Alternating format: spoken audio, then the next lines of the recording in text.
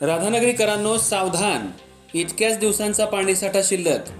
जंगली प्राण्यांची होते पाण्यासाठी वणवण. कोल्हापूर जिल्हा हा सुजलाम सुफलाम जिल्हा आहे आणि याला कारण आहे भोगावती नदीवर वसलेलं आणि छत्रपती शाहू महाराजांची दूरदृष्टी असलेलं राधानगरी धरण. या धरण क्षेत्रावर असलेली कितीतरी हेक्टर जमीन हिरवेगार झालीय. पण राधानगरीकरांनो सावधान, कारण गतवर्षीपेक्षा यावर्षी शिल्लक पाणीसाठा काही दिवसांसाठीचाच उरलाय. पाण्याची बचत करणं ही काळाची गरज बनली आहे. सध्या धरणामध्ये 29% उपयुक्त पाणीसाठा शिल्लक आहे आणि हा पाणीसाठा गतवर्षीपेक्षा कितीतरी पटीनं कमी असून ही चिंतेची बाब आहे. मान्सून यायला अजून अवधी आहे, त्यामुळं पाणी टंचाईचं सावट पडण्याची भीती वर्तवली जाते. तसंच आशिया खंडात गव्यासाठी राखीव असलेल्या दाजीपुरात अनेक जंगली प्राणी असल्यानं त्यांची सुद्धा पाण्यासाठी वणवण होतीये.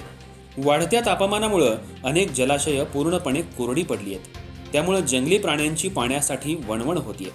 यामुळं काही प्राणी जंगल सोडून गावात शिरकाव करत असल्यानं अनेक परिसरात भीतीचं वातावरण देखील पसरतंय. एकूणच मान्सून येण्याची निश्चित वेळ नसल्यानं शिल्लक पाणीसाठा किती दिवस पुरणार हे देखील आता पाहावं लागणार आहे. तरी नागरिकांनी पाणी जपून वापरावं असं आवाहन करण्यात आलंय. न्यूज शाहीसाठी मुख्य संपादक सचिन पाटील.